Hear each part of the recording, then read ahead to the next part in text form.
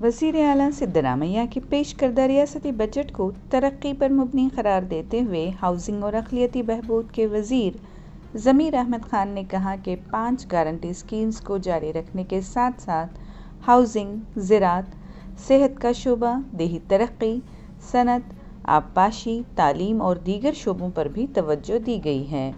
उन्होंने कहा कि समाजी बहबूद, पसमानदा तबक़ात और ख़वातीन और अतफ़ाल की बहबूद और लेबर के महकमों के लिए मुख्तलिफ़ स्कीम से वज़ीर आला ने सबकी बहबूद के लिए अपनी वाबस्तगी का इजहार किया है और मज़ीद फ़ंड्स फ़राहम किए हैं।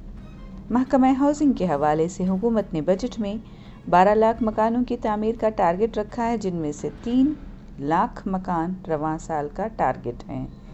घरों की तकमील के लिए फ़ंड्स फ़राहम किए गए जो पिछली हुकूमत ने रोक दिए थे।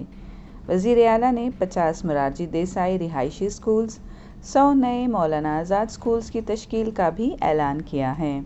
इसके अलावा हुकूमत ने वक्फ़ इमलाक के तहफ़्फ़ुज़ के लिए 100 करोड़ रुपए, ईसाई बरादरी की तरक्की के लिए 200 करोड़ रुपए और जैन मजहबी मराकज़ की बेहतरी के लिए 50 करोड़ रुपए मुख्तस किए हैं।